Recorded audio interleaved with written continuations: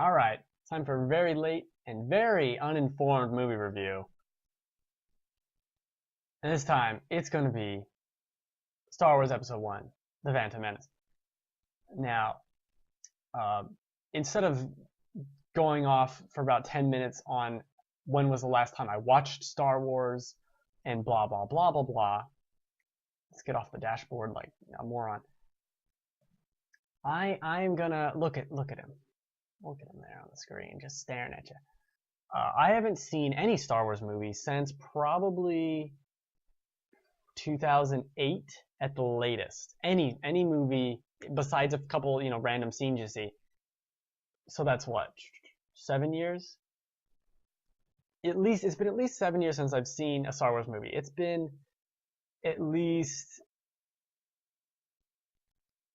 maybe close to 12 to 15 years since I've seen any of the original trilogy movies. So, in honor of The Force Awakens, I'm going through all of them. And I'm watching them again since it's been so freaking long. And so, basically, I'm going to go through the notes I took on Episode 1. There's a lot of notes here. First note definitely has to do with Ian McGregor here. This guy, I remember watching this. I was 9 when Episode 1 came out. And I remember watching this and thinking this was like an adult person. He looks so young here. It's baffling. Almost as baffling as the little rat tail. Wonder if I can make this bigger. Boom. That's what you want. Big ol' Ian McGregor. That's what you want. That won't ruin your day. That won't ruin your day. Now, look at it over there. We're gonna go to my notes. Okay, so that's our first thing. He looks young. Now, I watched this movie a lot when I was a kid. I generally didn't watch it with a giant face of a weirdo staring at me at the corner of my eye. So I still remember a lot of these lines, and the problem with that is there's a lot of stupid shit that they keep saying to each other, and it is just... I mean, I understand everyone's talked about how racist those puppets are now of the trade viceroy, and their mouths are like... It's the worst. It's like, it's the worst ADR, but it's a freaking puppet. It's... I don't know how you do something that bad. Well, that's just the beginning of the movie. I'm still not sure. I've seen this movie countless times. I have no idea. Why is Nabu so important? Who cares about Nabu? This trade federation, what? Huh? Is this, I guess this is just to force the hand of everything in the Senate, so they really just needed any planet? But why Nabu? Why any of this garbage? It doesn't make any sense. Also, let's go to Jar Jar. The main, well, let's actually look at the puppets. Maybe puppets isn't the right word for them. Jar Jar, here you go. We'll make Jar Jar really big, because you love him. You know you love him. Fucking Jar Jar. Jar Jar's easily the worst part of this movie, or any movie ever created. He's so... Even as a kid, I don't particularly remember being like, yeah, Jar Jar. I just remember being like, yeah, he's a character in this movie. Along with everyone who's cool, there's also Jar Jar. That's how I remember it. Jar Jar's the worst.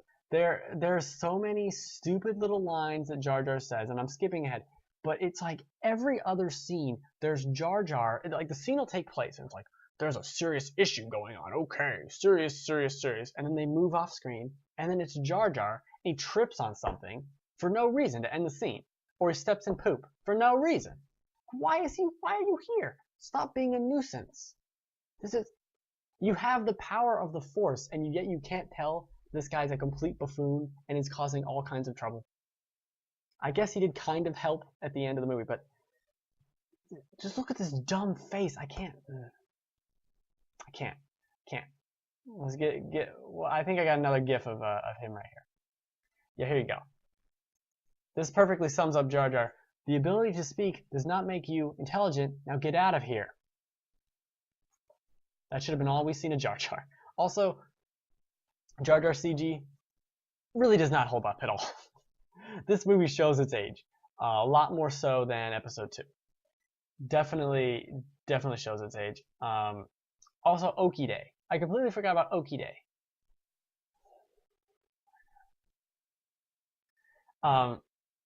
One actually stupid, ridiculous thing. I was really into reading, books with paper books at the time. I read, and I think I might have read this before the movie, the novelization, before I saw the movie, the novelization of Episode 1, I have read at least twice, because I used to read books multiple times. I'm a psychopath, and I remember liking that book. This is like almost like a shameful thing of like, I remember really liking this movie. I was 9. I read the book. What do you want from me? I mean, and I completely forgot that I read the book until I watched the movie again, where I was like, they're not explaining this, but I remember details here that happened. Details that the very excellent novelization surely filled in. Fucking psycho. And there's a lot going on here too.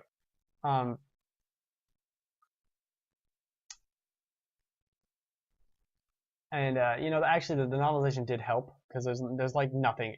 None of this movie makes any sense. The plot jumps all over the place, and so much so that the beginning is like, here's a 20-second scene, another 20-second scene, like 20 seconds, 20 seconds, 20 seconds, 20 seconds, a minute, 20 seconds. Like, it's cutting between scenes so often, and there's just always fade cuts. There's literally a scene where someone turns to someone and is like, we're landing, fade away. Just land, man. You gotta tell me you're landing. Oh, God. It's obnoxious. It's very obnoxious. I can see why I liked this when I was 9, but it's super obnoxious. Let's see. Also, it plays a lot of this for comedy. That's Jar Jar. Plays a lot of this movie for comedy, way too much. And then it like, sometimes it tries to be dramatic, but it's like, Jar Jar just stepped in poop. That negates any drama you had when you have this giant ear boy floating around. Here's some good things I wrote down. Right, I like the ship that they take. That silver ship. I think I have a picture of it right here. The silver ship, the Nabu cruiser or whatever. No, this is more Jar Jar. Ridiculous, Jar Jar. You should be ashamed of yourself, Jar Jar. This ship, I like this ship. That's cool. That ship's cool. Gotta find positives, right? Gotta find positives. As I said, there's no pacing. There's a lot of stupid fan service of like, here's R2. Don't you like him? And like, I do. Can you just... Come on. Also, I remember Darth Maul's reveal is very lame. I don't remember what it is off the top of my head, because there's a lot going on in this movie that's much more egregious than Darth Maul. And I'm still not sure what the Trade Federation's doing with the Sith, or what any of this is, what any of this means. It's so complicated in a way that's very uninteresting. In the way of like, if you're reading a newspaper article, because I'm that old apparently, I'm newspaper, you would just look at it and go, nah, I'm not reading that. That's too complicated. That's much too complicated. Now let's oh, also this is just hilarious. They have a meeting on the ship. So after R2 saves this ship right here, they go and they have a meeting with Amidala, with fake Amidala, and R2 and the Jedi. And they're talking to R2 like it's a freaking person. Like, thank you, R2, for your service on our ship. We owe you our lives. It's a robot. And they like give him a medal or some shit. Just go away, robot. It doesn't care. Is R2 like a sentient being? I don't think so. I think it's just a robot. Protocol droid, right? Right. I don't. Why would you do that? Like, they hold this meeting, like an official. It's a meeting to give R2 a medal and to talk to the Jedi about where they're going. Like, it's baffling. It's baffling to me that any of this happened. There's so much wrong with like the writing. Also, Natalie Portman looks like she's like 7 years old in this movie. I looked it up. I think she's like 18. They're probably 18-ish when it was filmed. Looks like a little baby. Also, I'm going to leave this up because this has to do with the next thing. Our reveal of Anakin, this precocious little idiot. I like his line. Okay, how old is Anakin supposed to be? I think he's supposed to be like 8, maybe. Who knows? Who knows? Let's. I think this is Anakin right here. Yeah. Oh yeah, I'm Anakin. So Natalie Portman, that's her name now in the movie, Natalie, not Padme, says to him, "Oh, you're a slave?" And he's like, "I'm not a slave. I'm a person." And I'm like, "Sassy little 8-year-old, you're a slave. I'm gonna slap your face. Cause why you being like this, man? Why you gotta be like that, Anakin? You're a slave, owned by a greasy slimeball flying blue thing. Have a little respect." Also, who says that? I'm not a slave, I'm a person. Anyone who says that is definitely older than 8.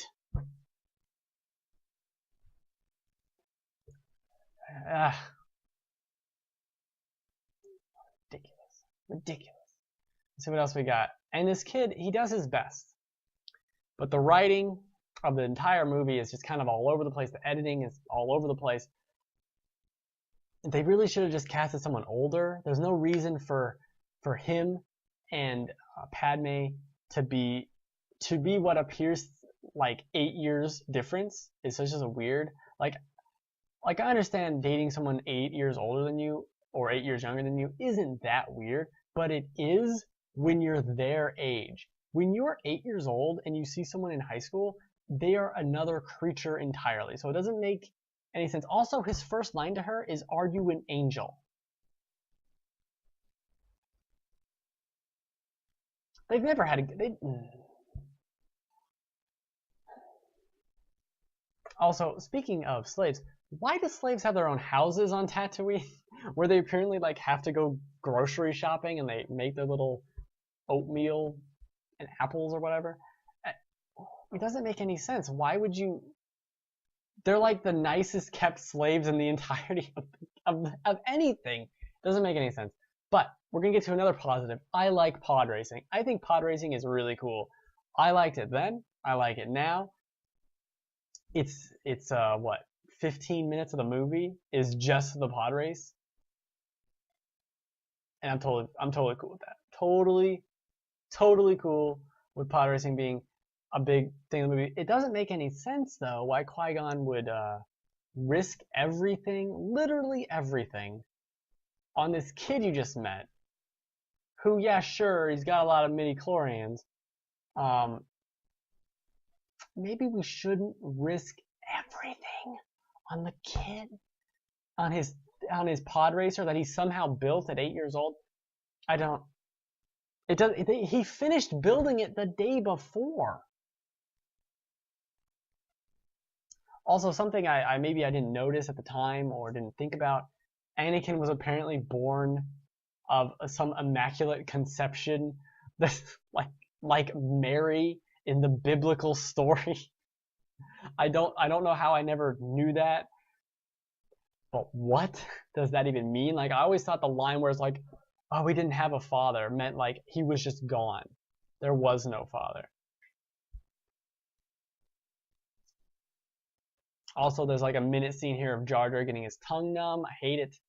Jar Jar, there needs to be, if they allow Lucas to go back and edit these films anymore, I think he should only be allowed to edit out scenes with Jar Jar. So there's like 10 scenes or so that end with Jar Jar stepping in poop, kicking a robot, fumbling, bumbling, rumbling, tumbling. That should just be edited out. There's like 5 minutes of this movie of Jar Jar pratfalling that we can just get rid of. Just get rid of it. It's not funny to kids. It's not funny to adults. It's not funny to anyone. No one likes Jar Jar. I'm not even... I could go back. Jar Jar. Scourge of the universe. Jar Jar. Also, speaking of Tatooine, because we were talking about that, Obi-Wan is just gone for like 50 minutes of the movie. The entire middle of the movie on Tatooine, Obi-Wan is like in a chair going, "Yes, master. Yes, I received your phone call. Yes, I'll put the blood sample in the thing. Okay, bye. It's just strange. It's just strange in hindsight. In hindsight, just looking at it. I mean, it's weird. And also, you're a slave. You're losing your son to these weird people. That was a pretty short goodbye. Oh, see ya. I'm not a slave anymore. There's no contracts here. There's no paper. There's no. Oh, bye. We mentioned earlier that they can blow you up if you leave. Well, let's not address that again. Let's just leave. Let's just leave with the Wonderkin. This is but and I do like Podracing. This is a very well-meaning movie. It means well. It's really trying, I think. I think it's really trying, and it's really not doing good. But it's trying. It's so trying. I don't know what this is a picture of. We're gonna look at it right now. Palpatine. Yeah, let's talk about Palpatine. So apparently he was the senator of Nabu, which I think means he would have to be from Nabu. But why would he be from Nabu and also be a Sith and also be a senator and then also need to be special elected and then also somehow, even though he's from an inconsequential planet that just happens to be trade embargoed right now, becomes the new leader of the Senate or whatever? I don't know why. None of this makes any sense. Someone's commenting.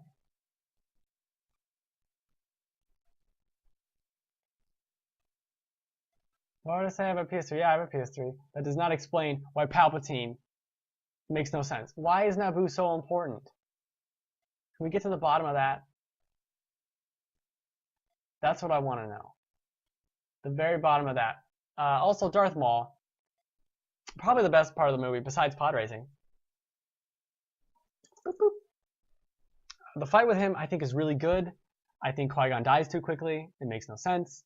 I think all of a sudden Obi-Wan's really good because he's angry, but you're not supposed to be angry because you're a Jedi, so it doesn't make any sense.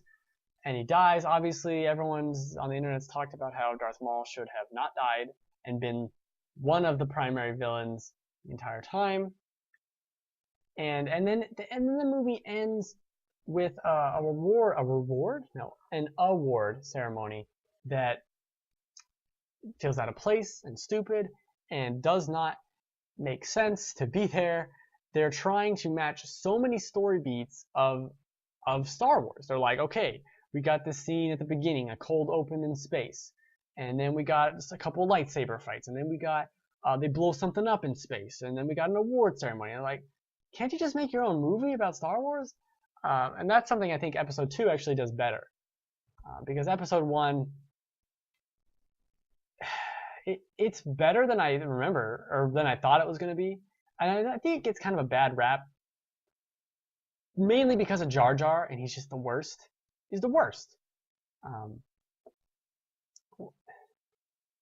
This movie, I would actually recommend watching it. I don't think it's that abhorrent. It's got Podracing. It's got lightsabers. And you could probably skip a lot of the Jar Jar scenes, especially the one at the end, where he's fighting and it's like entirely in CG. There's too much CG. That fight scene with Jar Jar at the end, it looks like a 3D artist's like concept art or concept reel or whatever that you show to employers. It's too much CG. Be that as it may. That's enough on this movie. Everyone's talked about this. It's out of control. What it is. But I think it's good. I think it gets a bad rap. I liked it, or at least I liked parts of it a lot. It doesn't make a lot of sense. It goes all over the place, but it's a fun time, and you know it does fill in. You can't just not watch it. You gotta watch all 6, right? I gotta go 1, 2, 3, 4, 5, 6. I can't skip around and watch 20 minutes here, 20 minutes there. No, that's not the point of this.